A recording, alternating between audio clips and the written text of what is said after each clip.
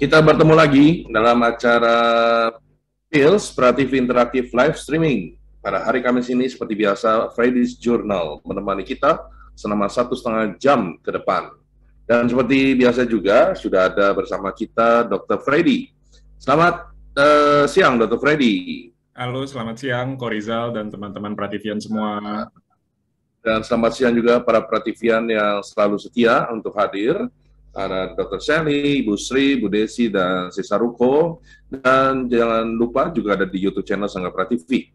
Dan siang hari ini menarik banget nih, ketika disebarkan link ini, bahkan flyernya, orang nanya sama saya, apa sih PCOS? Gak tahu, saya juga gak tahu PCOS apa.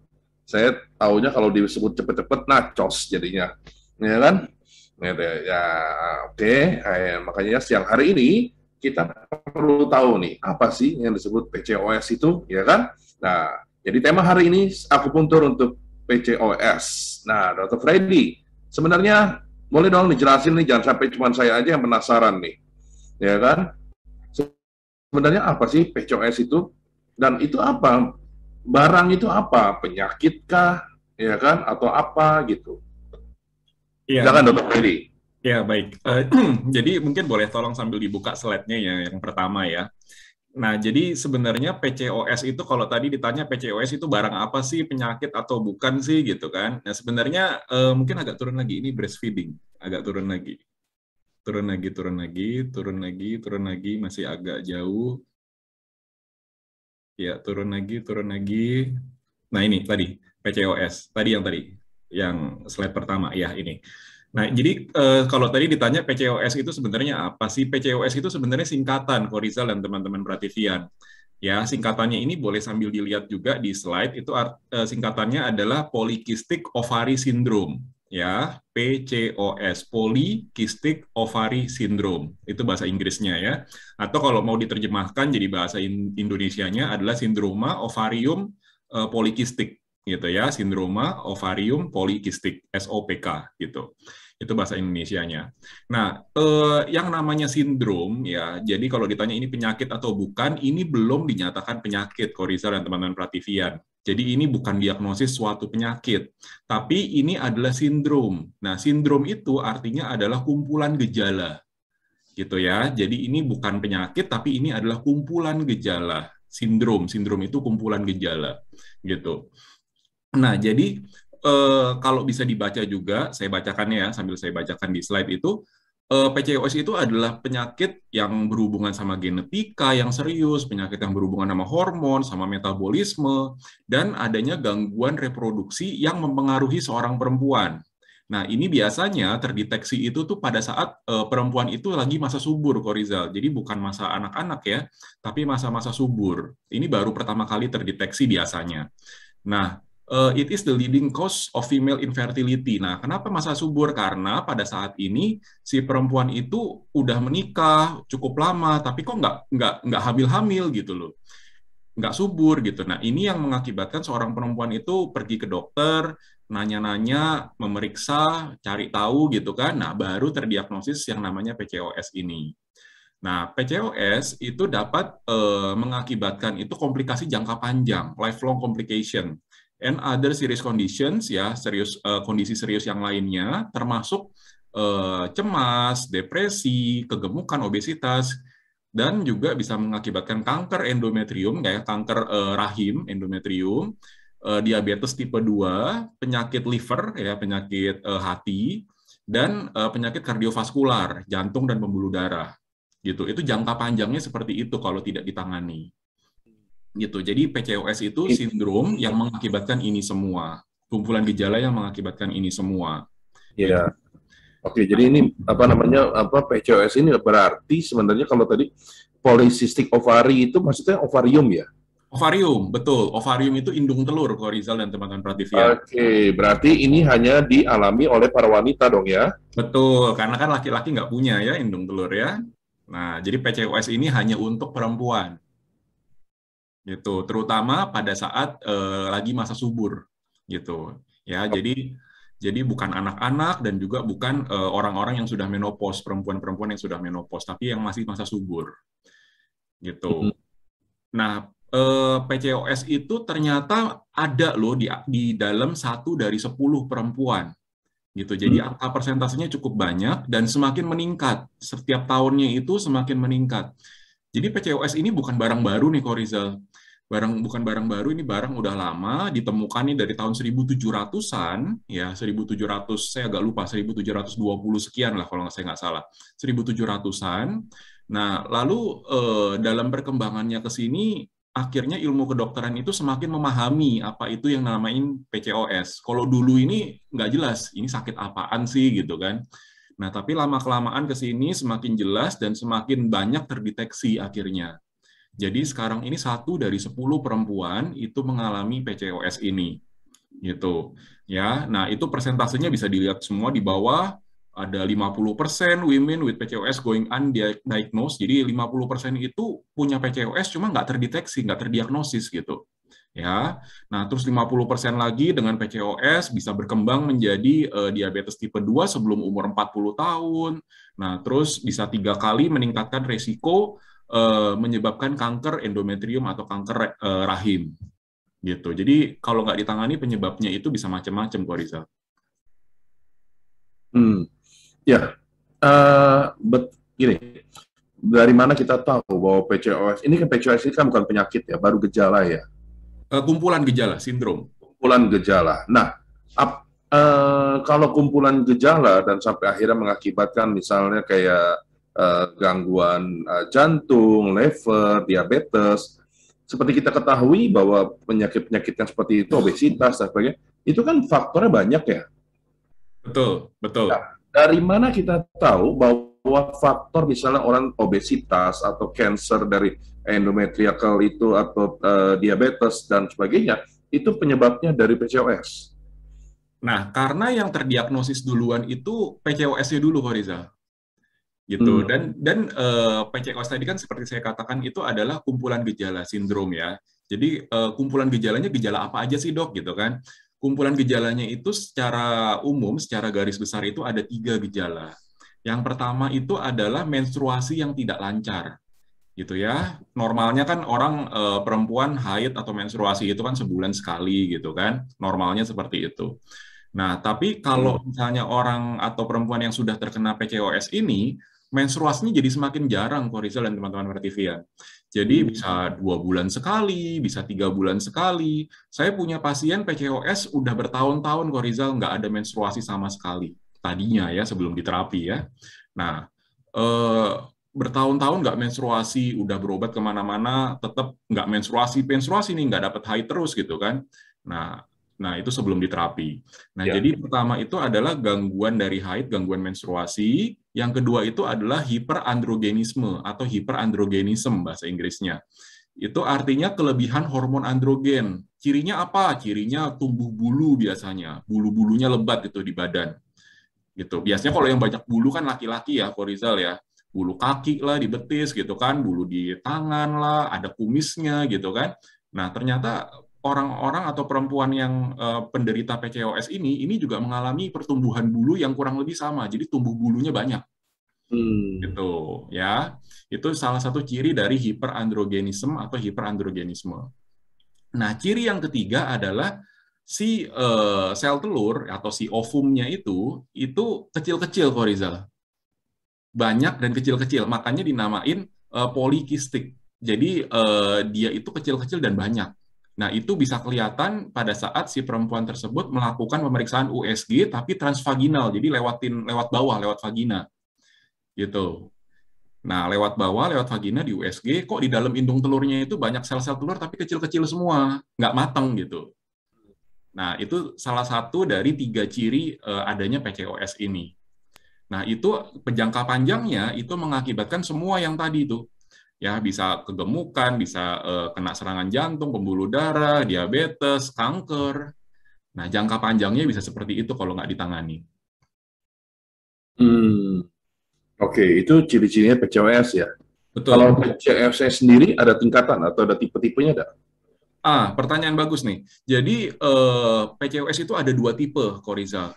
Tipenya itu ada tipe yang obes, ya gemuk, ya, atau yang kedua tipe yang slim, yang langsing, gitu. Nah, jadi orang-orang atau perempuan yang PCOS itu nggak semuanya loh gemuk-gemuk, enggak. Memang sebagian besar itu gemuk, sebagian besar itu tipe yang obes, ya, tipe yang gemuk, itu sekitar 60-65%.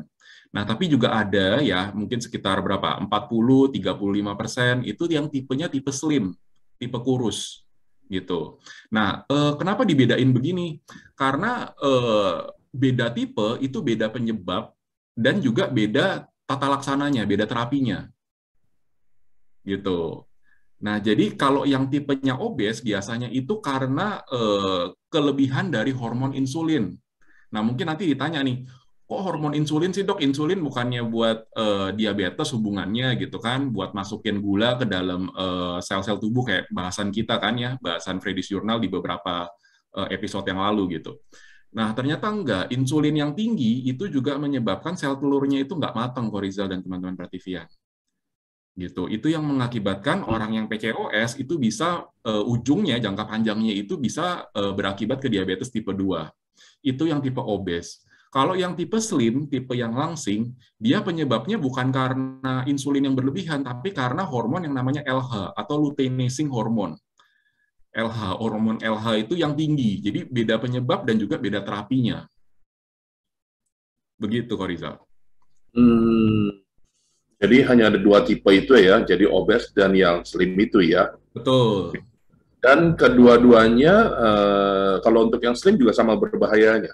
Sama berbahayanya. Jangka panjangnya resiko-resikonya sama, cuma kalau yang slim itu persentase kejadiannya lebih sedikit ya, sekitar 40 atau 35% lah ya. Nah, tapi jangka panjangnya akibat-akibatnya juga kurang lebih sama. Kurang lebih sama ya. Oke. Lalu bagaimana gejala dari PCOS ini sendiri, dok? Nah, coba boleh tolong ditampilkan lagi slide-nya. Ada beberapa macam gejala, ya. Selain gejala yang tadi saya sebutkan, ada 3 gejala yang umum. Tapi kalau kita mau lebih spesifikkan lagi, boleh tolong slide berikutnya. Nah, ini kalau kita mau lebih spesifikkan lagi, ini ada berbagai macam gejala.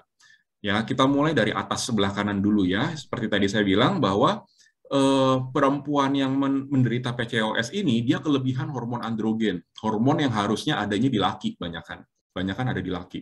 Makanya dia tumbuh banyak bulu tuh, excessive body hair growth gitu ya. Ada kumis, ada bulu di kaki, bulu di tangan, segala macam. Yang biasanya pada laki-laki yang banyaknya seperti itu. Nah, yang kedua adalah weight changes and trouble losing weight. Jadi itu dia berat badannya itu bertambah terus dan susah dia untuk nurunin berat badan gitu ya, karena dia ada masalah di hormonal juga. Nah, yang ketiga adalah ovarian cyst ya. Cyst di sini pakai S juga ya, jadi plural, jadi banyak. Jadi di dalam indung telurnya itu banyak sel-sel telur tapi berupa kantong-kantong kecil-kecil banyak gitu, dan dia tidak matang. Sel telurnya jangan senang, jadi sel telurnya itu banyak tapi tidak matang gitu. Jadi itu bukan suatu hal yang baik. Nah, yang berikutnya adalah low sex drive, karena perempuan itu kan harusnya dipengaruhi oleh hormon perempuan ya, estrogen dan progesteron gitu.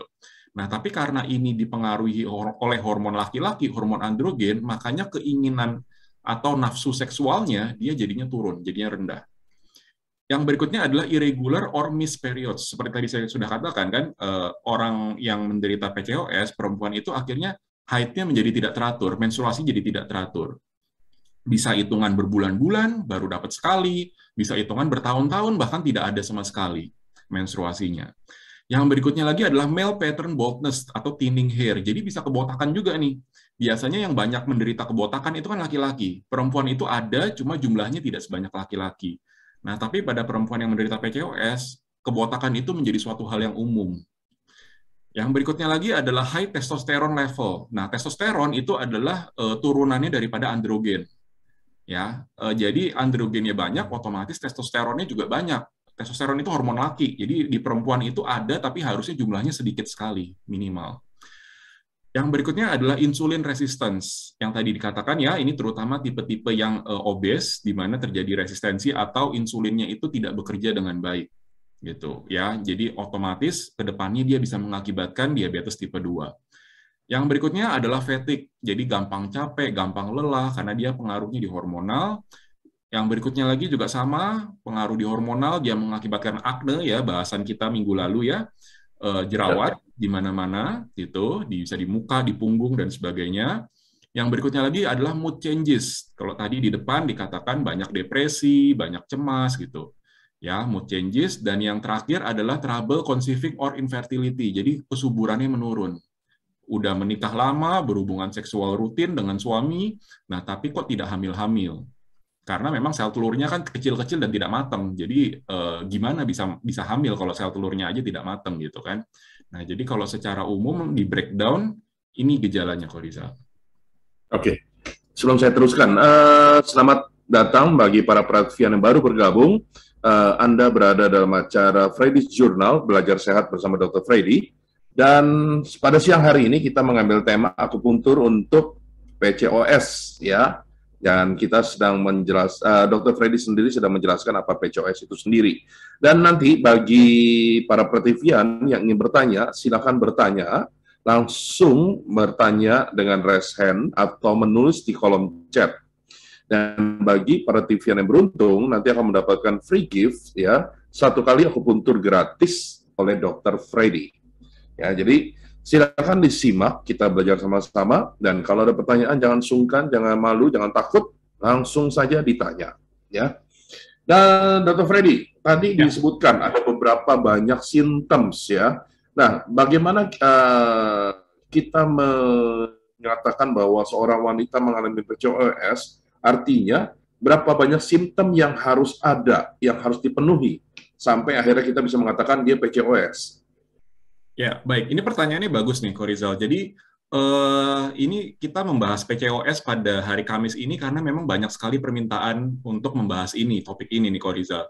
Dan ini pertanyaan yang tadi ya, bagaimana cara mendiagnosis seseorang itu terkena PCOS gitu ya, PCOS, itu juga pertanyaan yang umum sekali ditanyakan. Kalau tadi gejalanya semuanya sebanyak itu, apakah semua gejala itu harus ada dulu baru PCOS itu didiagnosis? Ternyata tidak, Korizal. Seperti tadi waktu saya katakan di awal, diagnosis PCOS itu secara umum itu kan ada 3, ya, gangguan menstruasi atau gangguan haid yang tidak teratur jadinya ya. Yang kedua adalah hiperandrogenism, ya, hiperandrogenism atau hiperandrogenisme, di mana kelebihan hormon androgen yang harusnya pada laki-laki ya. Jadi perempuan itu kebanyakan hormon laki, makanya muncul bulu di mana-mana ya, bulu kaki, kumis, bulu tangan gitu. Yang ketiga adalah sel telurnya kecil-kecil dan banyak, gitu ya. Itu biasanya kelihatan pada saat melakukan USG transvaginal, USG yang melalui vagina, melalui bawah. Nah, dari 3 gejala utama ini, gejala umum ini, minimal harus ada 2 Korizal yang terpenuhi. Jadi kalau udah ada 2 yang minimal 2 ya. Betul. Kalau udah ada 2 dari 3 gejala ini terpenuhi, itu seseorang sudah bisa didiagnosis sebagai PCOS. Jadi nggak mesti 3-3-nya, hanya 2 saja sudah terpenuhi, dia sudah bisa dikatakan PCOS. Oke, berarti kalau dia mengalami hampir seluruh simptom itu, luar biasa ya? Iya, kalau itu sudah pastilah. 2 aja sudah bisa ditegakkan kok, apalagi semuanya terpenuhi semua. Oke. Nah, apakah PCOS ini ada faktor usia ada? Ada ukuran usia ada? Misalnya hanya baru muncul setelah menikah atau bagaimana? Nah, kalau PCOS sendiri dia itu ada faktor genetika, ada faktor lingkungan nih Korizal.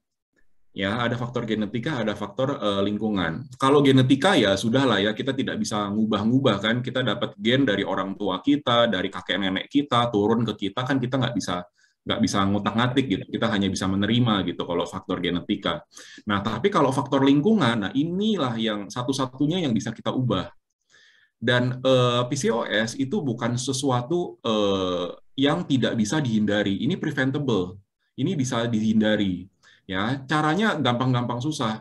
Caranya adalah modifikasi gaya hidup, Korisa. Ya, gaya hidup yang sehat. Nah, seperti tadi waktu di awal acara saya katakan bahwa semakin ke sini, semakin tahun, angka kejadiannya itu semakin naik, Korizal. Kenapa? Karena makin ke sini, gaya hidup orang itu semakin tidak benar, Korizal. Ya, tidur nggak cukup, makan maunya yang fast food gitu kan, yang main asal cepet gitu. Belum lagi banyak makanan-makanan yang mengandung lemak gitu. Nah, itu semua yang mengganggu hormonal kita, hormonal seorang perempuan, akhirnya muncullah PCOS ini. Gitu. Jadi genetik nggak bisa diubah, nggak bisa dikutak-atik, tapi lingkungan bisa kita kutak-atik, bisa kita modifikasi, kok Rizal. Iya, berarti kalau dengar dari penjelasan itu soal gaya hidup, soal makanan, berarti PCOS ini bisa menyerang itu dong ya, wanita-wanita yang ibaratnya masih remaja, masih muda, belum menikah, sudah kena dong ya PCOS ya? Betul, sebenarnya sudah mulai kok Rizal. Nah, cuma pada saat masih remaja gitu ya, sudah mulai ada menstruasi gitu kan, tapi mereka belum menikah gitu, mereka tuh belum sadar. Makanya tadi waktu dikatakan sekitar 50% perempuan itu tidak sadar, tidak terdiagnosis dianya itu PCOS. Jadi dia PCOS Oke. cuma dia nggak tahu gitu. Nah, tapi pada saat dia sudah menikah, cukup lama apalagi, lalu dia tidak kunjung hamil gitu kan. Nah, baru dia mencari dokter gitu ya, memeriksakan diri. Nah, dari situ baru ketahuan tuh. Baru ketahuan bahwa oh ternyata perempuannya atau si istri itu menderita PCOS. Padahal sebenarnya mungkin kenanya itu mungkin dari sejak sebelum-sebelumnya, mungkin dari remaja. Dari remaja sudah ada gitu ya. Betul, betul. Nah, kalau kita bicara PCOS berarti kita bicara tentang kesuburan ya dok ya. Salah satunya iya. Salah satu kesuburan. Nah, sekarang begini, bagaimana kita tahu bahwa, bagaimana maksud saya gini, supaya pada saat menikah, ya, pasangan itu tahu bahwa, oh, dia bisa melahirkan. Nah, itu dapat dideteksi tidak sebelum menikah, dok?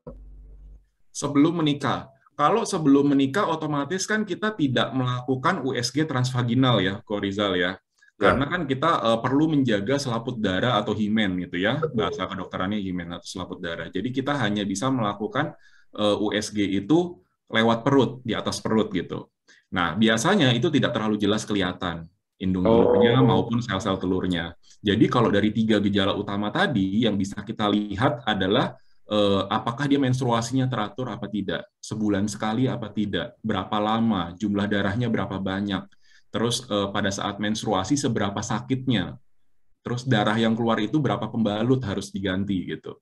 Nah, itu yang pertama. Yang kedua, apakah di dalam badannya, ciri-ciri tubuhnya, ciri-ciri fisiknya, itu ada tanda-tanda kelebihan hormon laki-laki, hiperandrogenisme tadi, banyak bulu gitu ya, kebotakan gitu.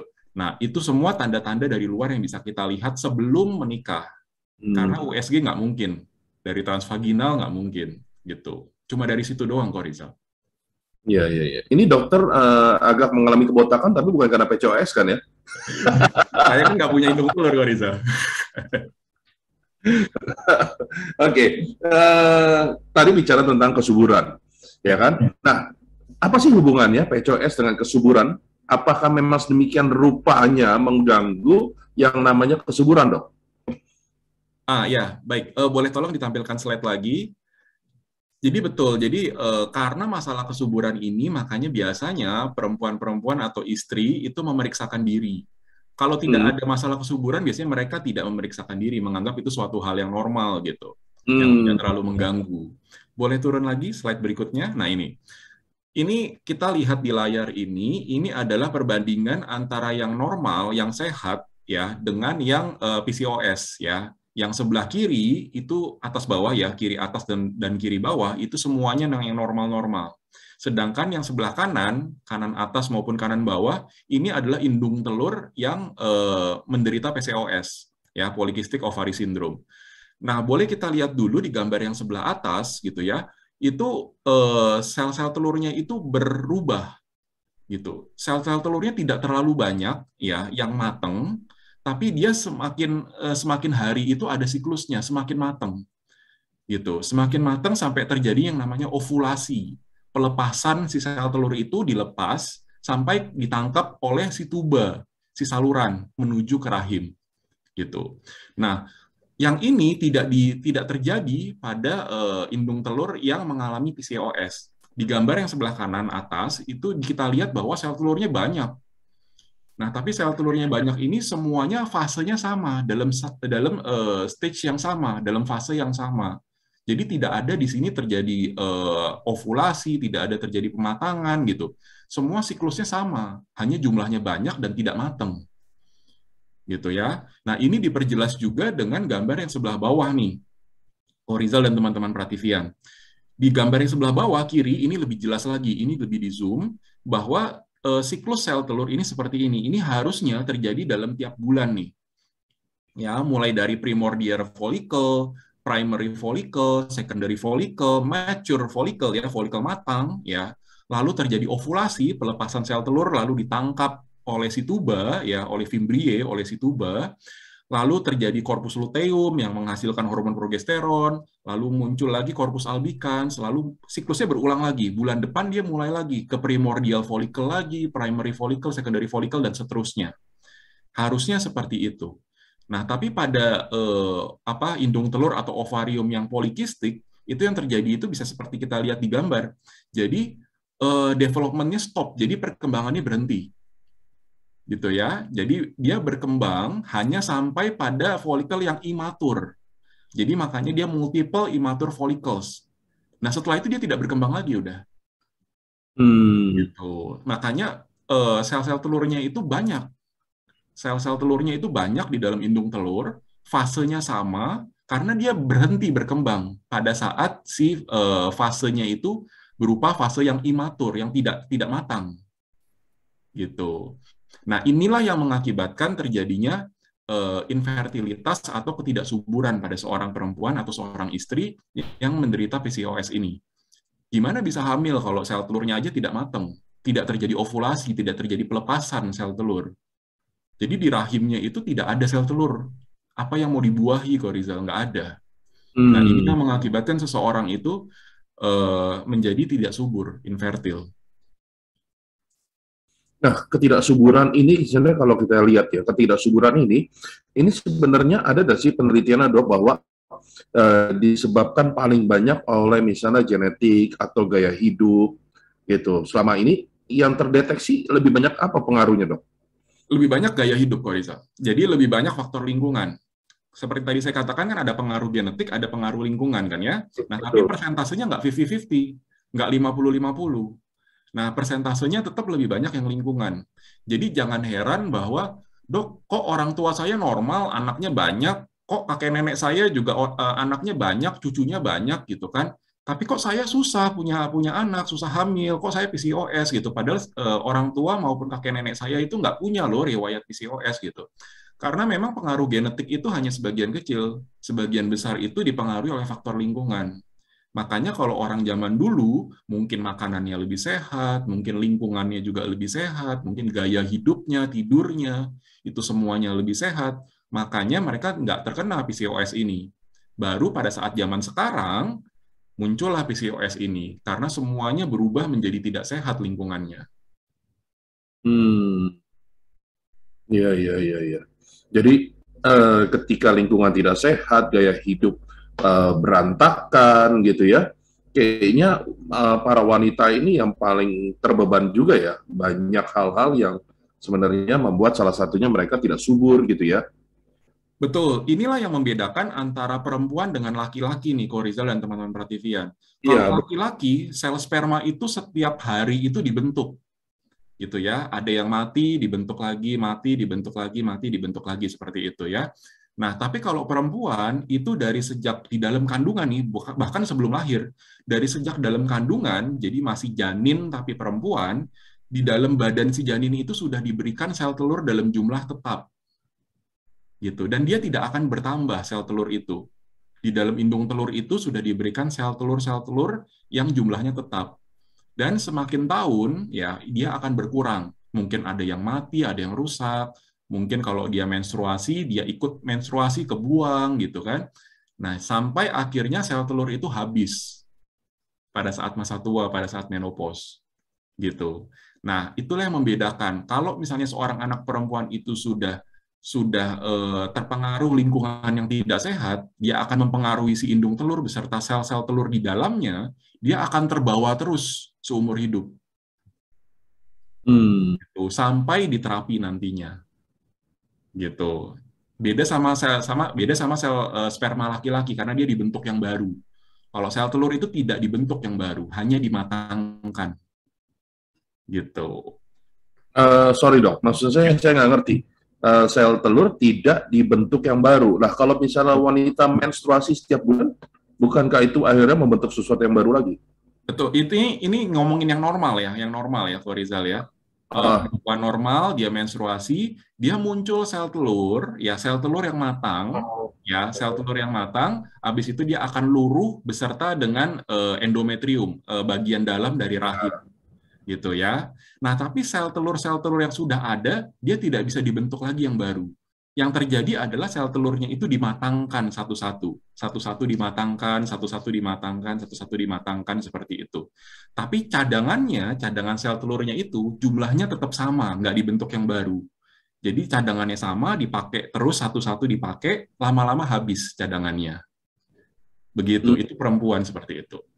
Jadi memang perempuan itu sejak dilahirkan memang sudah punya sekian sel telur gitu ya? Bahkan dari sejak berupa janin, Korizal, bahkan sejak sebelum lahir sudah ada sel telurnya itu. I see. Sudah diberikan dalam jumlah segitu tetap, dan akan semakin berkurang lama-lama. Oh, jadi ada cadangannya yang bisa dipakai. Jadi kayak orang main game gitu ya, ada cadangan nyawa gitu ya maksudnya Iya, ya. iya betul, kurang lebih begitu. Nah, sekarang saya mau tanya nih, Ya, kenapa kalau gaya hidup gini, sama-sama berantakan gaya hidup, ya lingkungan dan sebagainya. Kenapa sel sperma lebih begini, lebih kuat daripada sel telur? Ini karena faktor apa, dok? karena itu kok. Jadi sel sperma itu dibentuk yang baru. Sel sperma itu punya pabrik. Betul, tapi maksud saya gini, apakah gara-gara faktor makanan nggak beres, gaya hidup nggak beres, itu nggak mempengaruhi pabriknya? Ada yang mempengaruhi pabriknya, tapi mempengaruhi pabriknya itu tidak semudah mempengaruhi selnya, gitu. Jadi Hmm. kalau misalnya seorang pria itu misalnya ya banyak mengendarai motor, panas-panas di daerah bawah gitu kan, atau apa ya, misalnya suka mandi air panas, bukan air anget ya, air panas, ya suka berendam gitu misalnya, berendam air panas. Nah, itu suhu-suhu yang tinggi itu jelek sekali buat testis, buat pabriknya sel sperma. Nah, kalau itu terjadi berulang-ulang ya, terjadi lama begitu, itu lama-kelamaan pabriknya rusak, sel spermanya juga akan rusak, Korizal. Nah, tapi tidak semudah itu. Merusak pabrik sama merusak sel itu jauh lebih mudah merusak sel. Gitu. Ya, Jadi kalau sel telurnya itu yang sudah ada itu rusak, ya itu tidak apa ya, tidak sesulit kalau misalnya kita merusak pabriknya sel sperma gitu. ya, betul, betul. Gitu. Betul, betul. Ya, sekarang saya paham. Jadi, sementara wanita tidak punya pabrik ya, karena memang sejak dia dilahirkan sudah segitu jumlahnya. Betul. Hanya Sehingga dimatangkan saja. para wanita justru harus menjaga agar apa yang dia miliki tetap bertahan dan bagus. Betul sekali. Konsepnya Oh. seperti itu. Betul. Oke, oke. Wah, tuh. Ini kalau tahu begini, seharusnya para wanita-wanita itu, dari remaja-remaja wanita itu perlu dikasih tahu ya dok ya, penyuluhan atau hal-hal seperti ini gitu ya. Tapi kenapa Betul. tidak terjadi ya di sekolah-sekolah di mana-mana? Karena ilmu ini belum terlalu tersebar luas, kok Rizal. Jadi Hmm, ilmu ini belum terlalu tersebar luas. Banyak yang mengerti ilmu ini baru beredar di kalangan kesehatan ataupun pasien-pasien yang sudah mengalami. Jadi dia mencari tahu, mereka dapat info ini. Nah, tapi kalau masyarakat awam yang belum mengalami seperti ini ya, atau tidak mengalami seperti ini, biasanya mereka tidak mendapatkan info ini, gitu. hmm, Dan belum ada kesadaran yang cukup tentang ini untuk menyebarkan ke masyarakat luas. ya, ya, ya, ya, ya. Dok, ini PCOS ini ada hubungannya ada? Misalkan kalau kita bicara ketidaksuburan, berarti ada hubungannya ada dengan misalnya proses bayi tabung atau apa gitu, yang artinya apakah tingkat keberhasilannya tuh sejauh mana dok dengan adanya PCOS ini? Ya, jadi yang namanya PCOS, Polycystic Ovarian Syndrome atau Ovary Syndrome, itu kan berarti sel telurnya itu banyak tapi tidak matang ya, Korizal ya. Tentu kita akan berusaha dulu, kita berikan suntikan stimulan gitu untuk mematangkan sel telur. Kita mematangkan sel telurnya. Ini kalau kita bicara tentang bayi tabung ya, IVF. Oke. Nah, kalau misalnya sel telurnya itu sudah matang, ada yang matang nih, ada yang matang dan bisa kita pick up, kita ambil gitu ya sel telurnya, angka keberhasilannya cukup bagus kok Rizal. Walaupun kalau kita bicara IVF, angka keberhasilannya seperti bahasan kita pernah ya tentang IVF juga, itu mungkin sekitar 40%. Gitu. Tetap tidak lebih dari 50%. Tapi 40% saja sudah merupakan suatu persentase yang bagus kalau kita bicara IVF gitu. Kita bicara bayi tabung. Nah, tapi lain halnya kalau misalnya kita berikan stimulan, si sel telurnya masih tetap tidak matang-matang nih. Ya, kalau sel telur itu tetap tidak matang-matang, percuma kita lakukan IVF. Nggak akan berhasil karena sel telurnya sendiri tidak matang. Gitu. Jadi perlu kita lihat dulu apakah si sel telurnya ini bisa matang atau tidak. Kalau bisa matang, kita bisa lakukan IVF atau bayi tabung. Kalau tidak, percuma. Oke. Ini ada pertanyaan dari si Saruko. Penderita PCOS yang disebabkan karena problem hormon maskulin yang berlebihan, apakah terapi pemberian suntikan hormon, termasuk terapi yang umum dan aman, ya, atau adakah terapi lain? Lalu karena rasanya tidak sedikit orang yang masih sedikit khawatir dengan suntikan hormon. Kalau terapi akupuntur pasti boleh dikatakan terapi yang paling aman ya. Apakah jumlah sel telur pada wanita itu sama pada setiap wanita? Oke, kita jawab ini dulu ya dok. Apakah terapi pemberian suntikan hormon termasuk terapi yang umum dan aman dok? Ya, baik. Tadi yang nanya itu si Haruko ya. Ya. Jadi begini, jadi seperti tadi dikatakan PCOS itu kan dia punya dua tipe ya. Tipe yang slim dan tipe yang obes. Ya, dua-duanya mengalami masalah hormonal, ya termasuk hormon maskulin ini atau hormon androgen tadi ini. Cuma penyebabnya itu berbeda. Kalau yang tipe slim dia kebanyakan atau overdose dari hormon LH, luteinizing hormon. Kalau yang tipe obes dia kebanyakan dari hormon insulin karena insulin resistance tadi. Nah, terapinya itu tidak selalu suntikan hormon nih si Saruko. Terapinya buat yang tipenya obes di mana terjadi insulin resistance atau kebanyakan insulin, kita berikan metformin biasanya. Ya, metformin itu biasa kita pakai bagi penderita diabetes mellitus terutama tipe 2. Gitu. Jadi yang kita berikan obat-obatan itu untuk yang tipenya obes itu metformin biasanya. Nah, sedangkan yang tipe slim di mana terjadi kenaikan dari hormon LH, ya luteinizing hormon, kita biasa berikan pil KB. Nah, memang pil KB ini kandungannya adalah hormon. Supaya pada saat kita minum pil KB itu, hormonnya itu kenaikan dan penurunannya itu seiring dengan berjalannya siklus menstruasi. Karena kalau pil KB itu kan kita menyesuaikan ya dengan siklus menstruasi. Gitu. Jadi pil KB itu gunanya itu untuk menstabilkan si hormon LH tadi, kapan LH-nya naik, kapan LH-nya turun. Nah, itu semua diatur oleh pil KB. Gitu. Oke. Ini ada pertanyaan dari si Saruko dan sama dengan pertanyaan Ibu Sri, ya. Jumlah sel telur pada wanita itu, setiap wanita itu sama apa enggak jumlahnya, dok?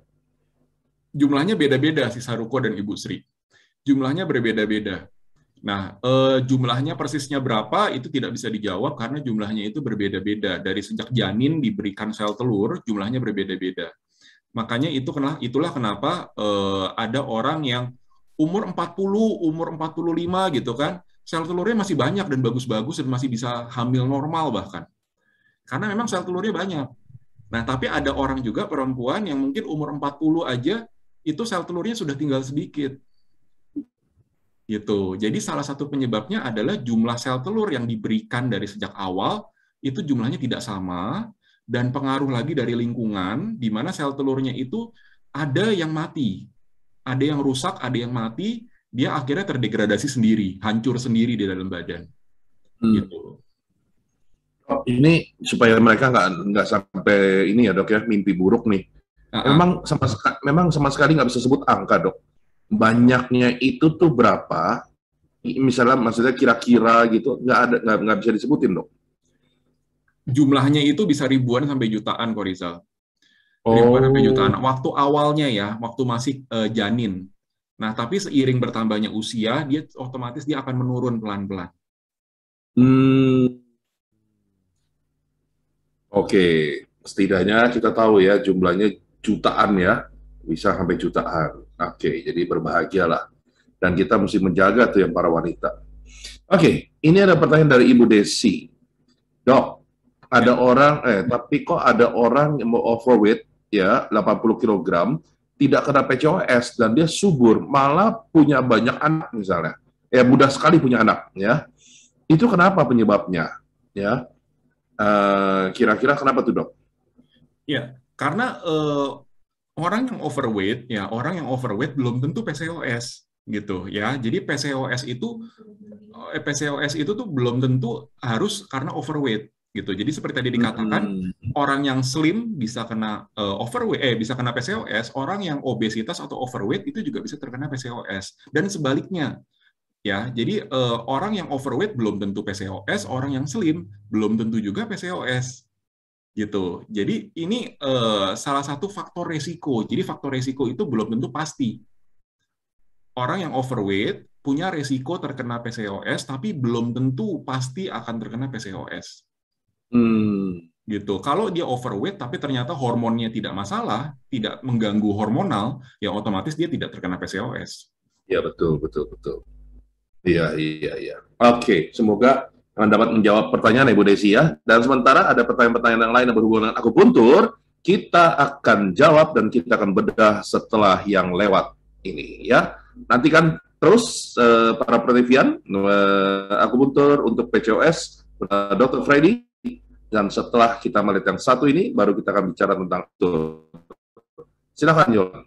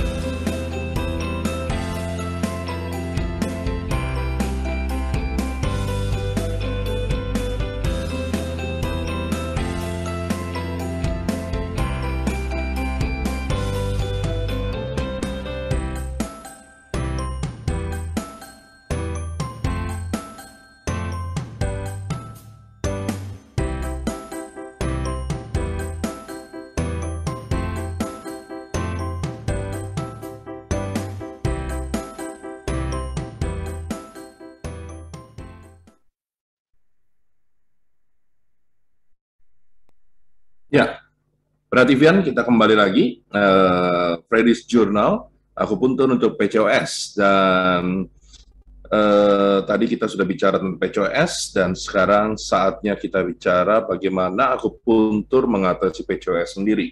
Dok, sebelum masuk pertanyaan-pertanyaan yang lain, ini banyak yang bertanya, ada nggak sih penelitiannya, sudah ada penelitiannya belum, apakah akupuntur terhadap PCOS ini, dok? Ya, sudah ada kok Rizal. Mungkin boleh sambil tolong dibuka slide-nya ya. Kita bahas tentang penelitian akupunktur untuk PCOS. Iya, nah itu. Nah, Korizal dan teman-teman Prativian bisa kita lihat di layar ya. Nanti kalau mau searching lebih dalam lagi tentang isi penelitiannya boleh sambil cari di internet, masukin aja keywordnya, judulnya Effectiveness of Acupuncture in Polycystic Ovary Syndrome. Ya, Effectiveness of Acupuncture in Polycystic Ovary Syndrome. Ini adalah sebuah systematic review and meta-analysis of randomized control trials. Jadi kalau ada teman-teman yang mengerti penelitian, ya ini penelitian yang statusnya atau yang levelnya paling tinggi, ya systematic review dan meta-analysis. Ya, ini saya ambil, ya. Jadi di atasnya ini sudah tidak ada penelitian yang levelnya lebih tinggi dari ini, udah nggak ada. Ya, meta-analisis dan systematic review itu merupakan penelitian yang levelnya paling atas. Ya, ini saya ambil, bisa dilihat di paling bawah itu dari tahun 2020. Jadi baru tahun lalu nih. Ya, 27 April 2020 accepted-nya. Ya, jadi baru tahun lalu. Nah, langsung aja ke kesimpulan, ke conclusion, ya saya beri garis warna merah. Di situ dikatakan bahwa acupuncture could promote the recovery of menstrual cycle. Ya, jadi bisa memperbaiki siklus menstruasi karena kan PCOS salah satu cirinya adalah gangguan menstruasi ya tadi ya. As well as down regulate the levels of LH. Jadi LH-nya diturunkan ya. Dan testosteron, hormon laki-laki nih, androgen testosteron itu adalah hormon laki-laki, dia juga diturunkan oleh akupunktur pada pasien in patients with PCOS, pada pasien dengan PCOS. Jadi sudah ada penelitiannya yang levelnya paling tinggi, dan ini sudah terbukti bahwa akupunktur bisa loh untuk terapi PCOS ini. Oke, berarti penelitiannya masih GRACE dan yang sangat paling tinggi ya.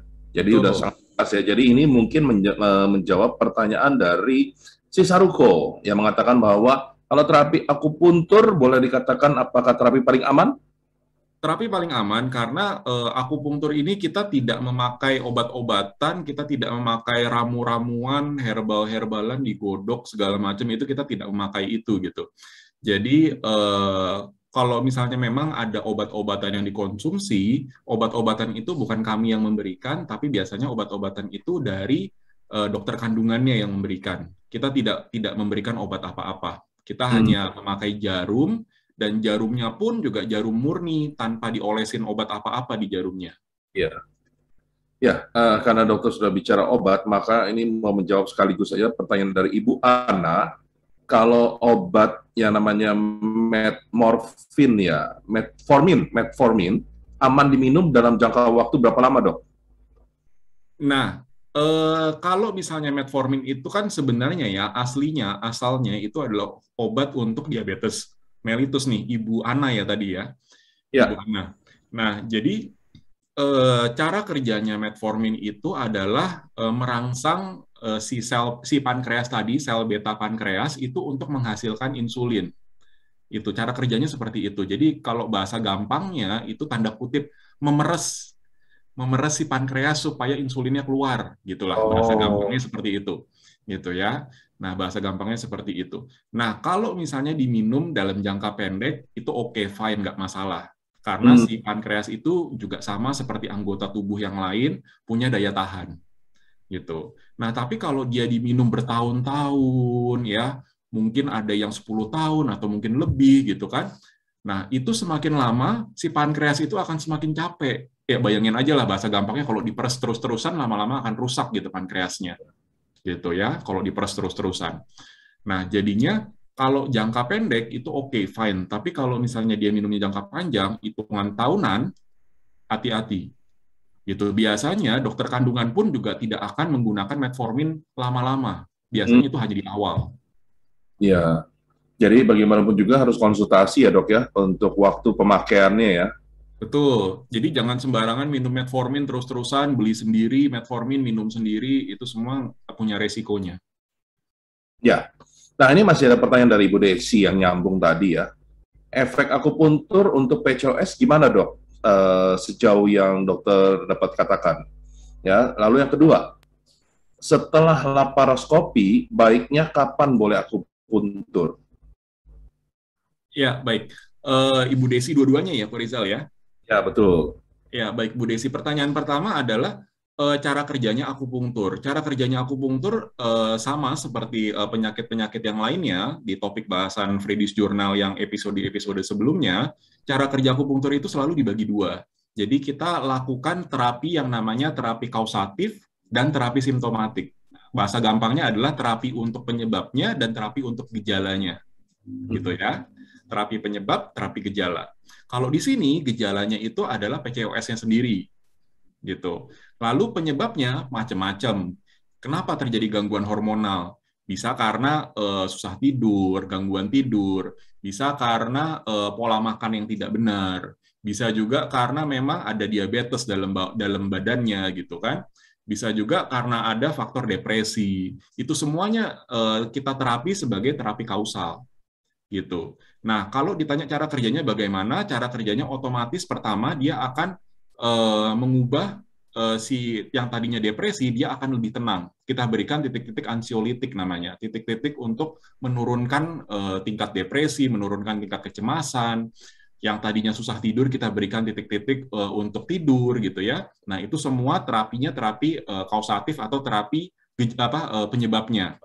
Nah, Iya. sedangkan kalau gejalanya ini kan adalah suatu penyakit hormonal ya, penyakit hormon, ketidakseimbangan hormonal, hormonal imbalance.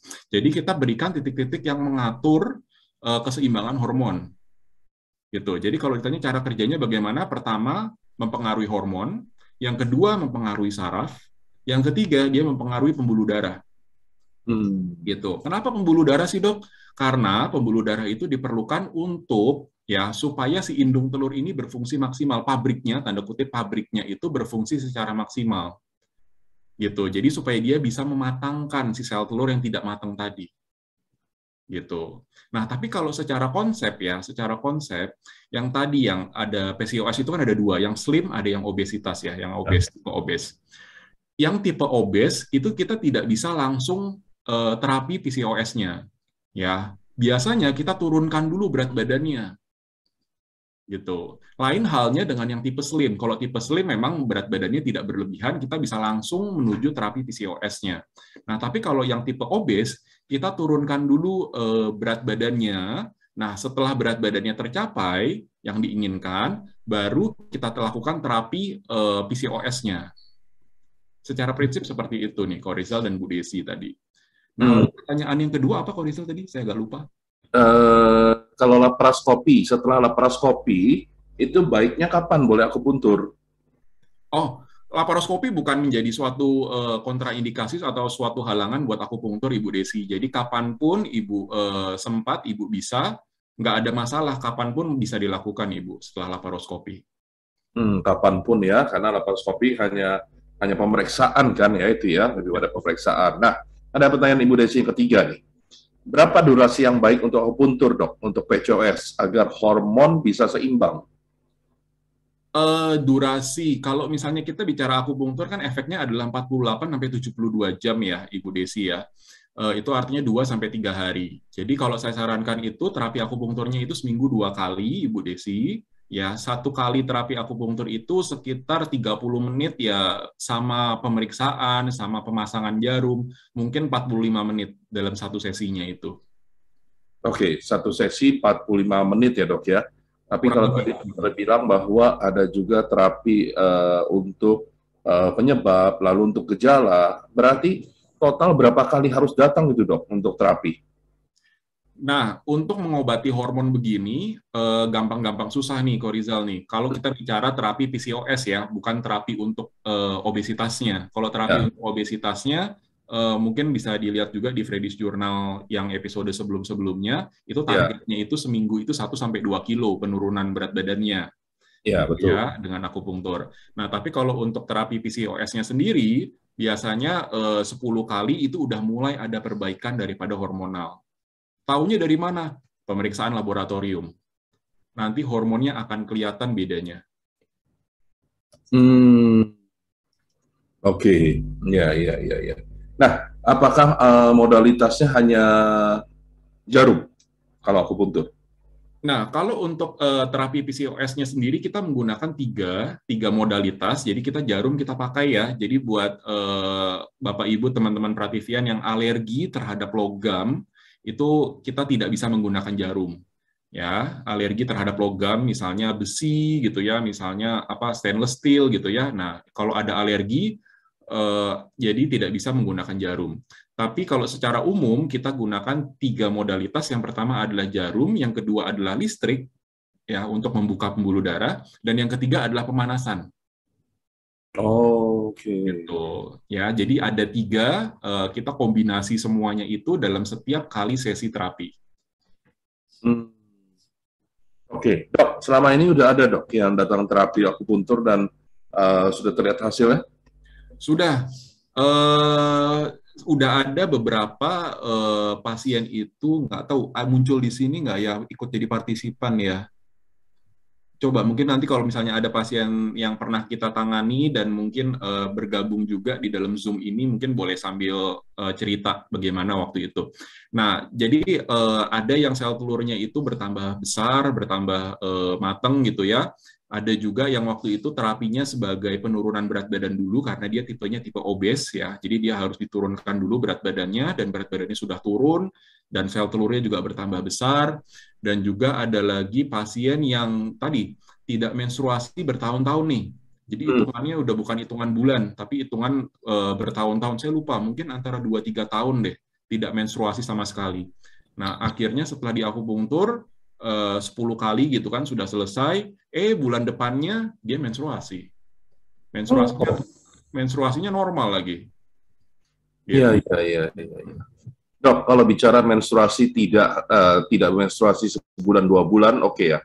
Tapi kalau sampai 2 tahun 3 tahun, ya sementara kita tahu bahwa yang tidak terbuahi kan berarti harus dibuang ya. Nah, kalau nggak menstruasi, bagaimana cara pembuangannya dok? Dan itu berbahaya nggak buat tubuhnya sendiri? Dia kalau misalnya dia tidak dibuang kan dia tidak terjadi pelepasan sel telur ya, tidak terjadi ovulasi gitu kan, karena tidak matang. Nah, jadinya pada saat dia tidak terjadi ovulasi, tidak terjadi pelepasan, dia akan didegradasi sendiri, dia akan dihancurkan sendiri, Rizal. Dihancurkan sendiri, diserap sendiri di dalam badan. Gitu. Jadi bukan berarti kalau misalnya sel telurnya itu tidak terlepas, tidak dikeluarkan, berarti seumur hidup sel telurnya awet dong, gitu kan. Tetap aja banyak gitu kan. Enggak. Karena sel telurnya sendiri itu juga lama-lama akan diserap sendiri sama badan, dihancurkan sendiri dan diserap sendiri sama badan. Jadi sel telurnya tetap akan berkurang. Oke. Ya. Nah, ini ada pertanyaan dari Bu Ana nih. Kalau ngomongin berat badan, kenapa saya sensitif ya? Ini badannya 59 dengan tinggi 160, sudah bisa akupuntur untuk terapi PCOS belum dok? Ibu siapa tadi? Ibu Ana. Bu Ana. 59, tinggi 160. Sudah, Bu. Nggak masalah, Bu. Nggak masalah ya? Nggak masalah. Kita bukan itu naik ini Bu, bukan naik ke Dufan Bu. Ada batas tingginya ya kalau itu ya. Nah, jadi kalau misalnya akupunktur ini dia tidak mengenal tinggi badan, berat badan ataupun usia nih, Ibu Ana ya tadi ya. Ya. Nah, jadi kalau misalnya pasien-pasien yang umurnya masih muda, bahkan masih anak-anak, bahkan masih bayi sekalipun, Ibu Ana, itu juga bisa dilakukan akupunktur. Gitu. Jadi bahkan dari masih bayi sampai dianya sudah lansia gitu ya, udah usia lanjut gitu, itu juga tetap bisa dilakukan akupunktur. Cuma memang tekniknya tidak sama, teknik penusukannya tidak sama, beda-beda. Dan tidak juga memandang tinggi badan berapa boleh diakupunktur, mana yang tidak boleh, berat badan berapa, berat badan yang mana tidak boleh, enggak, semuanya boleh. Oke, jadi semuanya boleh ya akupunktur karena memang terbukti aman ya. Aman. Nah, tadi kan dokter udah ngomong tuh, satu kali sesi 45 menit. Nah, berarti kalau total, maksudnya kita misalnya ini ya tentang PCOS, ini kira-kira berapa dok? 10 kali datang? atau lebih? Nah, itu tergantung penyakitnya nih, tergantung penyakitnya itu seberapa parah nih. Kalau misalnya dia penyakitnya belum terlalu parah, sebenarnya penyakit yang parah pun asal dianya punya motivasi yang bagus ya dari dalam diri sendiri, 10 kali aja sebenarnya cukup tuh. Kayak yang tadi saya cerita tuh, yang dia tidak menstruasi udah 2-3 tahun, nggak menstruasi sama sekali ya, amenore. Nah, dia itu punya motivasi yang tinggi. Jadi dia makannya dijaga, dia olahraganya dijaga, dia tidurnya juga dijaga. Akhirnya cukup 10 kali bulan depannya dia menstruasi normal. Gitu. Jadi apa bisa kalau misalnya dia punya motivasi yang bagus, dia bisa ngikutin semua jadwal, semua program dengan baik, sebenarnya nggak perlu terlalu lama. Nah, yang repot adalah kalau misalnya mengandalkan akupunktur aja. Nah, itu agak repot tuh. Nggak mau mengubah gaya hidup, tetap begadang, tetap makan sembarangan, tetap nggak mau olahraga. Nah, ini yang agak repot nih. Oh, berarti meskipun sudah menjalani terapi akupuntur, dokter juga mengharapkan mereka juga mengubah ya, berubah ya cara cara ininya ya, cara hidupnya ya, gaya hidupnya ya. Oh iya, betul. Karena semua penyakit nih, kita nggak cuma bahas PCOS aja. Semua penyakit itu juga selalu berhubungan sama gaya hidup. Katakanlah orang kalau lagi demam nih, ya kita berikan obat-obatan demam gitu kan, kita mungkin berikan antibiotik gitu. Tapi kan kita juga mengharapkan pasiennya istirahat kan. Hmm. Jadi kita tidak mengharapkan pasiennya tetap kerja gitu kan, kita kan nggak seperti itu. Lalu misalnya ada orang yang apa, misalnya orang yang kolesterol gitu misalnya. Kita berikan obat kolesterol, tapi kan kita juga berharap si pasiennya jaga makan, kita berharap pasiennya olahraga juga. Jadi nggak cuma kita berikan obat kolesterol, selesai gitu, nggak seperti itu kan. Sama, seperti akupunktur juga sama. Kita lakukan terapi akupunktur, kita juga berharap pasiennya itu juga memenuhi gaya hidup yang baik. Ya, jadi pantangan apa makan dia dijaga, olahraga gitu ya. Iya, Oke. Ini sama di semua penyakit. betul, hampir semua penyakit ya. Jadi kalau sebenarnya bicara makanan, ini maksudnya makanan-makanan yang bicara makanan itu junk food gitu ya, dok ya maksudnya dok ya. Ya, banyak yang junk food, yang misalnya apa ya, misalnya ayam broiler lah, ya, ayam negeri atau ayam ras itu kan banyak suntik-suntik hormon tuh, yang kayak gitu-gitu, hati-hati, jangan. Terus apalagi misalnya fast food itu kan, apalagi yang goreng-gorengan, banyak minyak-minyak, lemak-lemak, nah itu semua juga jangan.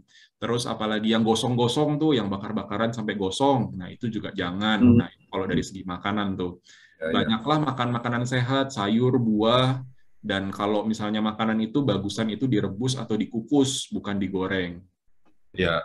Tapi kalau untuk anak remaja mah, waduh dok, mana mau mereka makan yang kayak gitu ya kan? Kalau Betul. yang angus-angus itu yang mereka mau, yang penting nggak makan wajarnya aja, ya kan? Udah bagus gitu. Makanya angka PCOS makin lama makin meningkat nih, Korizal. Tapi meningkat ya, dan terutama Iya. untuk anak remaja ya, yang wanita remaja ini ya, Iya. remaja wanita gitu. Wow, jadi memang luar biasa nih. Nah, ini ada pertanyaan di luar dari PCOS nih, dari si Saruko. Apakah ada riset tentang terapi akupuntur yang bisa membantu membentuk sel telur? Iya, sebenarnya membentuk, maksudnya mematangkan ya si Saruko ya, membantu mematangkan sel telur ya. Karena sel telur itu sudah tidak dibentuk lagi nih. Karena sudah diberikan dari Oh, sejak awal. Jadi pabriknya itu bukan membentuk, tapi mematangkan. Nah, jadi kalau misalnya akupunktur untuk mematangkan sel telur, itu sebenarnya sudah ada risetnya. Cuma saya belum mencari, belum saya tampilkan di belum saya tampilkan di slide karena memang itu di luar topik ya. Jadi di luar topik PCOS, jadi saya tidak mencantumkan di slide. Nah, tapi memang penelitian-penelitian untuk mematangkan sel telur itu sudah banyak, si Saruko, akupunktur untuk mematangkan sel telur. Ini juga berhubungan sama yang topik bahasan kita yang IVF nih, si Saruko. Mungkin nggak tahu, si Saruko waktu itu ikut yang IVF nggak, yang bayi tabung itu? ikut. Ikut ya. Nah, itu Bolos, juga, bolos. kenapa? Ya, saya bolos waktu itu. Bolos ya? Oh, boleh. Oh, iya, iya, iya. Dia nggak main bayi tabung, waktu itu bayi Prisma. Nah, bayi galon. Bayi galon. Nah, iya, jadi berhubungan tuh si Saruko. Jadi pada saat IVF, program IVF itu juga kita berikan akupunktur. Salah satunya ya untuk mematangkan sel telur tadi. Jadi kalau untuk IVF, untuk ringkasnya aja ya buat teman-teman yang belum melihat acara yang Freddy's Journal untuk IVF, itu akupunktur itu untuk IVF itu kita mempersiapkan telurnya, kita juga mempersiapkan rumahnya atau rahimnya gitu. Jadi fungsinya akupunktur pada IVF itu seperti itu, untuk si sel telur dan untuk si rumahnya atau rahimnya gitu. Ya, oke. Dok, kalau kita bicara akupuntur nih untuk terapi PCOS, ini tadi kan pantang makan dan sebagainya, gaya hidup dirubah. Nah, apakah boleh dikomunikasikan dengan obat-obat dari dokter kandungan, dok? Oh iya, ini juga pertanyaannya sering juga ditanyakan nih, Korizal, dan jawabannya boleh. Boleh sekali. Jadi kita tidak memodifikasi obat-obatan. Obat-obatan kalau memang ada, itu diberikan oleh dokter kandungan. Ya, silakan aja pilih dokter kandungan yang sudah Bapak Ibu teman-teman Prativian langganan gitu kan. Ikutin aja dokter kandungannya ngasih obat apa, ngasih vitamin apa, ikutin aja. Nah, kita akupunktur kita tidak akan mengutak-ngatik itu. Kita tidak akan mengubah-ubah obat. Obat yang sudah diberikan dilanjutkan, kalau memang di stop ya stop gitu. Ikutin aja dokter kandungannya tentang obat-obatan ataupun vitamin. Nggak masalah. Tapi tetap masih bisa berjalan ya, dok ya. Artinya obat diminum, akupuntur juga jalan. Oh Gitu iya, bisa sekali dan bagus seperti itu. Oke, saya sampai lupa gara-gara ngomongin akupuntur tadi banyak pertanyaan. Sebenarnya bagian mana yang ditusuk, dok? Iya, Ya. sampai lupa lu tadi. Bagaimana? Ya,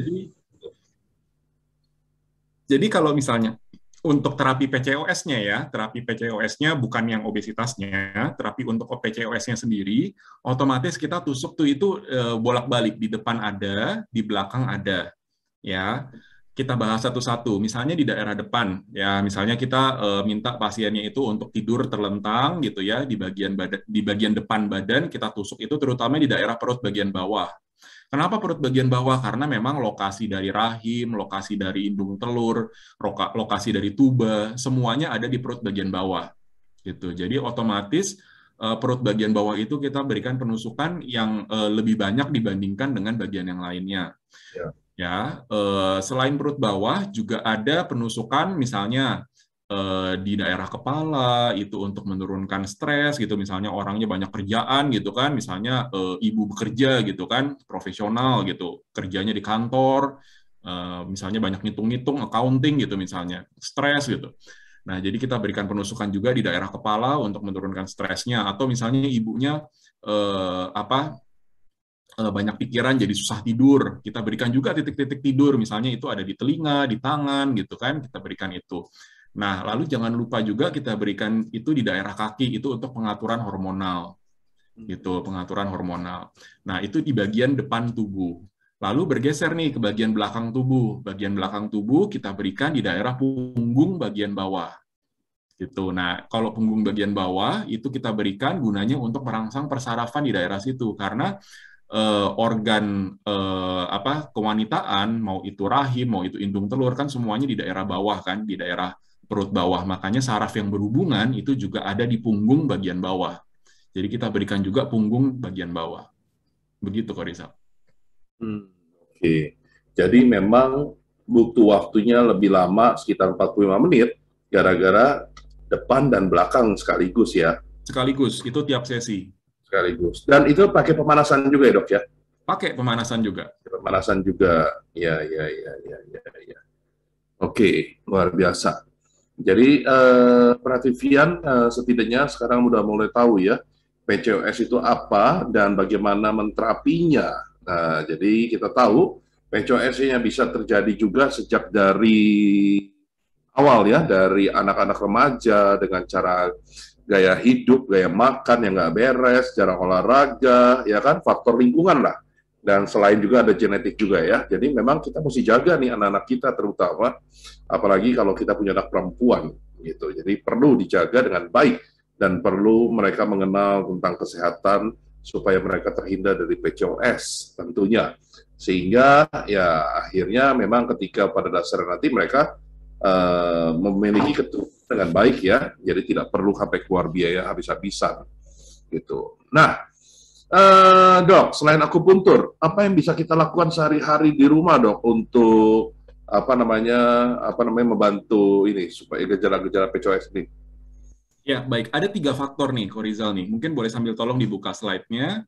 Ada 3 faktor yang bisa kita lakukan untuk memperbaiki lah atau menterapi PCOS ini. Nah, ini slide-nya. Mungkin boleh dikecilin dulu, zoom out. Nah, ini. Jadi yang pertama itu change your diet. Ini penting nih. Jadi, kan kalau ada pepatah kan, kamu itu adalah apa yang kamu makan. You are what you eat, gitu kan. Jadi kalau misalnya kita makan makanan sehat, jadi yang kita harapkan badan kita pun juga akan ikut sehat. Gitu. Jadi nggak mungkin badan kita sehat kalau makanan kita masih sembarangan. Nggak mungkin. Gitu. Jadi yang pertama adalah change your diet. Jadi kalau misalnya memang tidak bisa mengatur diet sendiri, carilah dietitian. Ya, carilah dietitian, minta diaturin. Pola makan apa sih yang sehat buat saya gitu kan. Kecuali kalau dianya sudah bisa mengontrol sendiri, ya dia lebih bagus.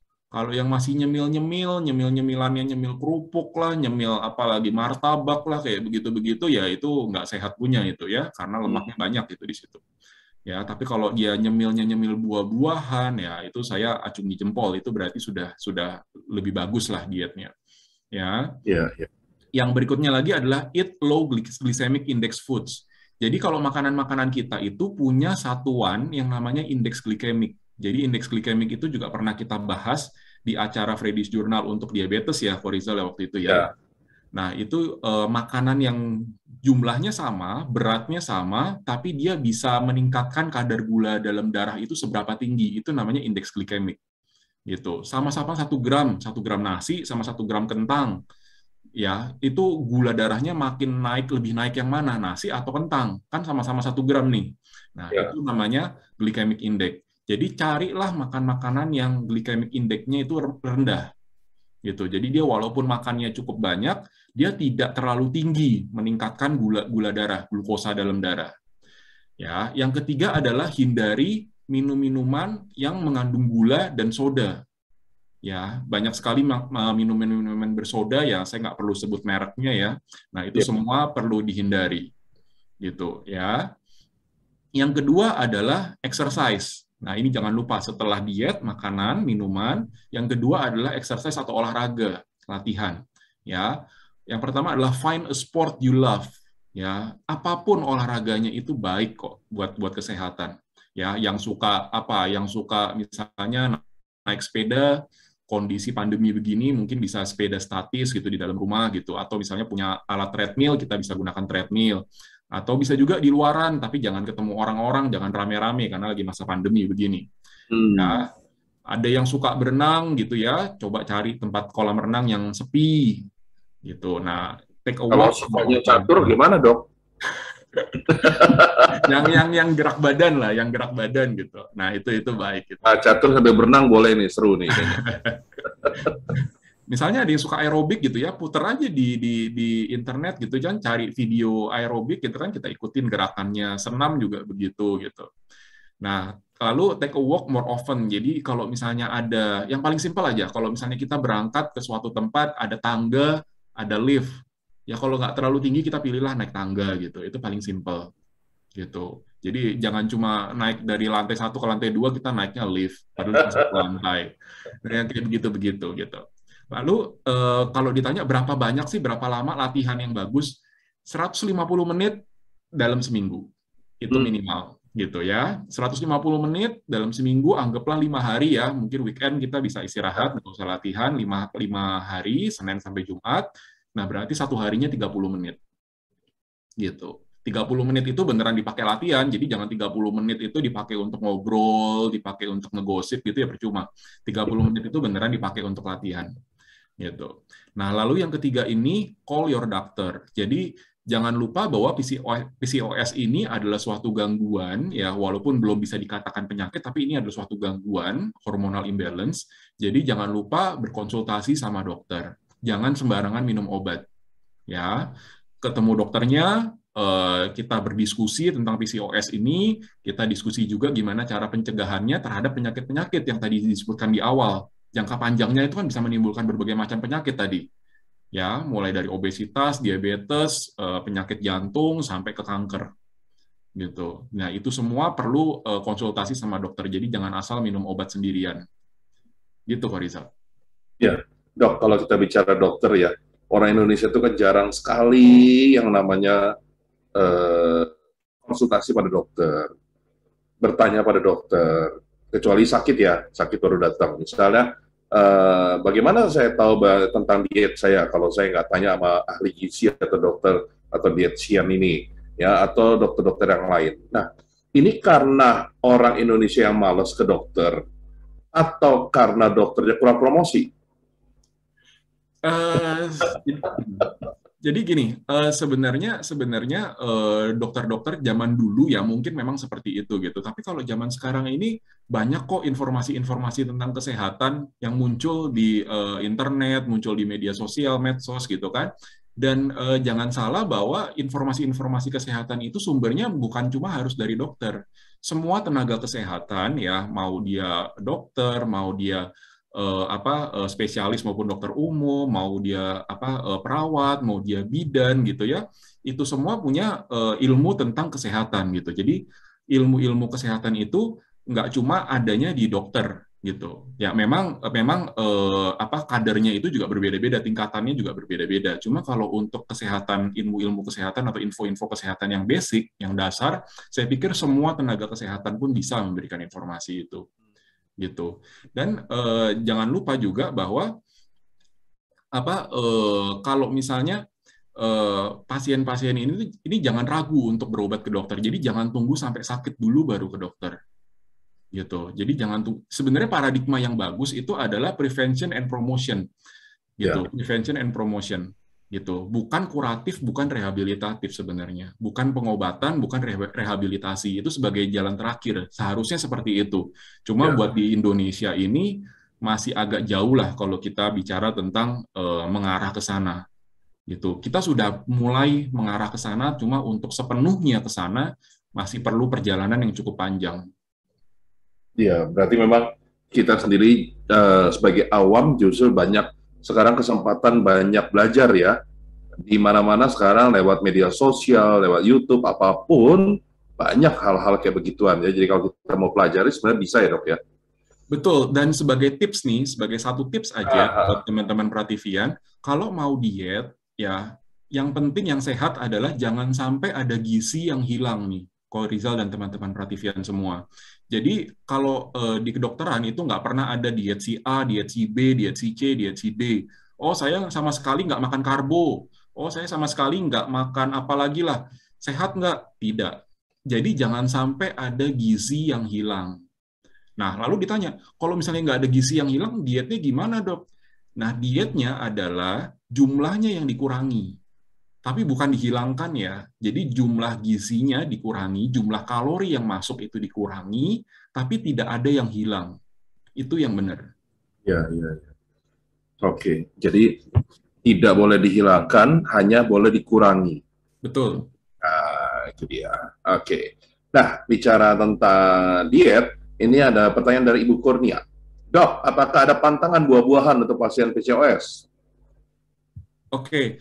Kalau misalnya buah-buahan, memang ini masih daerah abu-abu ya, Ibu siapa tadi? Ibu Kurnia. Ibu Kurnia. Ya. Ini masih daerah abu-abu. Ada yang mengatakan bahwa semua buah-buahan itu boleh, gitu ya. Ada yang mengatakan seperti itu. Jadi tidak ada pantangan sama sekali untuk buah-buahan. Mau makan duren kek, mau makan apa, semuanya boleh. Nah, tapi ada juga pendapat yang mengatakan bahwa tidak semua buah-buahan itu boleh. Buah-buahan yang tinggi akan kalori, tinggi akan gula, itu tidak boleh. Gitu. Contohnya apa? Misalnya, duren yang mateng, yang udah manis, yang udah wangi, itu nggak boleh. Atau buah-buahan yang manis, itu juga tidak boleh. Ada yang mengatakan seperti itu, tapi juga ada pendapat yang tadi, yang bilang semua buah boleh, silahkan makan. Ada juga yang seperti itu. Jadi, kalau soal buah-buahan, itu masih daerah abu-abu. Ya, ya, ya. Jadi kalau memang mau makan buah, ya yang paling penting kadar gulanya sedikit ya. Iya, carilah jangan yang terlalu banyak kalorinya seperti duren yang mateng gitu ya. Duren mentah bagus loh. Duren mentah itu bagus. Yang masih belum manis, yang masih belum wangi, itu Ya. bagus karena banyak antioksidannya. Betul, betul, betul. Yang penting jangan makan pohon duriannya aja ya, gitu. Karena itu berbahaya. Jangan kulitnya juga ya, kok kulit durian. Oke, kita masih punya waktu. Mungkin ada yang ingin bertanya langsung dari para Prativian yang ada hadir di Zoom channel ini. Ya, tadi kita cek dari YouTube belum ada. Kalau mungkin dari Zoom channel ada yang ingin bertanya langsung, silakan. Biasanya Ibu Sri menanya langsung. Kok tumben hari ini? Ini dia, mancungin tangan tuh langsung. Silakan Bu Sri. Ya, selamat sore apa siang, dokter. Silakan Bu Sri. Selamat siang, Ibu. Saya mau menanyakan tentang hormonalnya ya, Dok. Tadi kan PCOS ini keadaan hormon androgennya ya. Nah, untuk mengatasi itu kita boleh ambil titik hormon yang di telinga juga, Dok. Makasih. Oke, baik. Langsung saya jawab aja, Ko Rizal ya. Oke, jadi Ibu Sri, boleh Ibu Sri. Jadi titik hormonal seperti kita tahu ada beberapa ya. Untuk titik hormonal di telinga, titik endokrin di telinga itu boleh kita berikan penusukan, tapi biasanya itu kita tidak berikan jarum, kita tidak berikan listrik ya. Jadi hanya jarum saja gitu kalau untuk di telinga. Bisa juga kita berikan titik hormonal yang di kaki, dekat mata kaki Ibu, di kaki kanan maupun kaki kiri. Itu juga ada titik hormonal, ya SP6 Saninjau namanya. Nah, itu kita berikan, itu juga bisa kita berikan listrik juga di sana untuk memberikan perangsangan. Gitu. Jadi titik hormonal ada beberapa, boleh Ibu pakai di telinga boleh, di kaki juga boleh. Jadi itu kerjanya amfotir ya, Dok ya? Kenapa? Kalau amfotir ya sifatnya ya? Betul. Betul. Nah, jadi kalau kelebihan dia akan menormalkan gitu ya dan sendirinya. Betul, yang kelebihan dia akan diturunkan, yang terlalu rendah dia akan dinaikkan, jadi akan menjadi normal. Ya, makasih Dok. Sama-sama Ibu. Ya, oke. Dok, mungkin ada lagi yang ingin bertanya? Kalau tidak ada, sebelum kita akhiri dan sebelum dokter menutupnya, akan ada iklan untuk acara besok. Silakan, Jolan.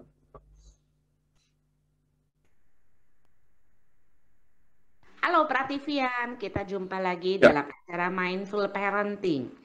Kali ini kita akan bahas satu topik yang sangat banyak dibicarakan, yaitu tentang bullying. Bullying itu sebenarnya siapa sih yang menderita, yang membuli atau dibully? Rasanya dua-duanya menderita dan pasti ada alasannya. Namun kita akan dengar dari Kirti, bagaimana Kirti membuat dia yang dibully diubah menjadi sebuah cahaya yang membuat hidupnya jadi begitu luar biasa. Jangan lupa ikut dalam acara talk show kami hari Jumat jam 1 sampai jam 2. Kami tunggu ya. Terima kasih.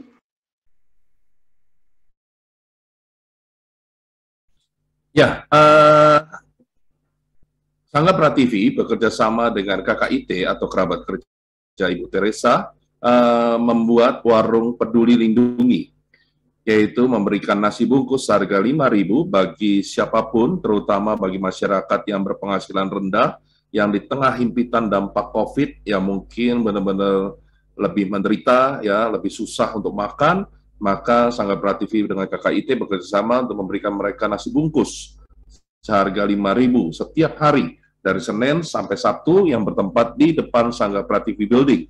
Dan bagi para Prativian yang ingin menyumbang, ya mungkin Yolan ada yang ini yang ada sumbangannya yang nomor itunya apa nomor rekeningnya yang ada gambar Gojek kalau nggak salah ya. Nah mungkin nanti kita bisa tampilkan juga. Ya, silakan ya yang ingin menyumbang, yang ingin memberikan donasinya ditunggu juga di Sangga Prativi. Kalau belum, silakan menghubungi Sangga Prativi. Ya, kemarin kalau tidak salah sudah ada sumbangan. Oh ini dia.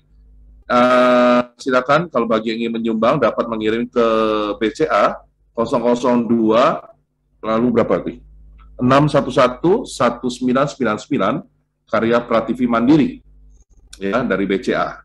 Kemarin kalau tidak salah sudah tersumbangkan untuk 5.000 bungkus. Wow, itu luar biasa. Ya, jadi terima kasih bagi yang sudah ikut serta. Dan tadi jangan lupa besok acara Mindful Parenting ya bersama Kirtis Kirtis Sharma ya, yang karena dibully tapi justru membuli banyak hal yang didapatkan, banyak hal yang positif. Oke. Itu untuk acara besok. Nah, sekarang kita lihat dokter bagaimana cara menutupnya untuk acara ini, kira-kira apa yang ingin disampaikan, Dok, sehubungan PCOS. Iya, baik.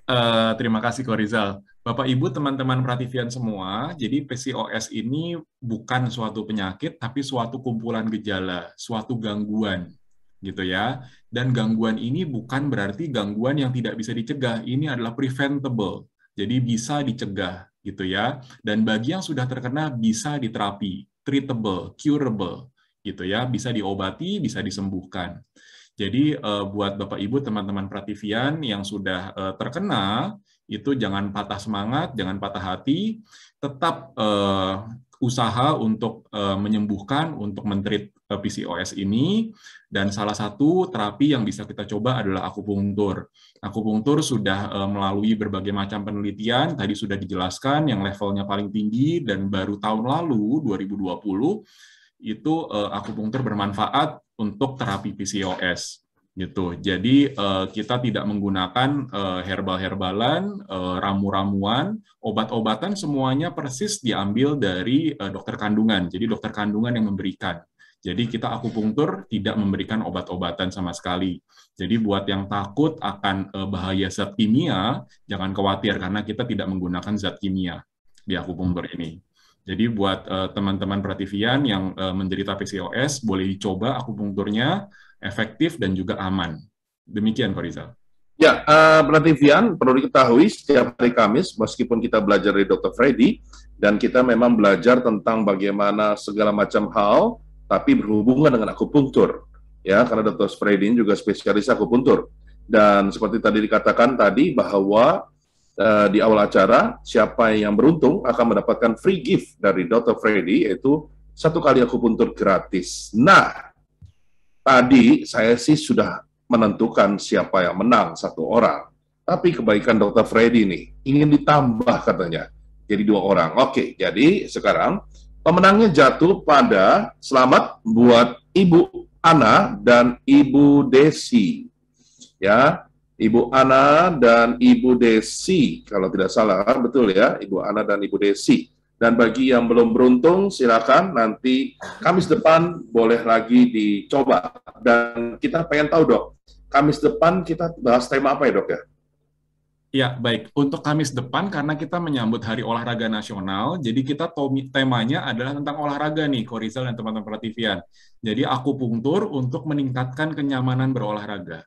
Oh, akupunktur untuk meningkatkan kenyamanan berolahraga. Betul.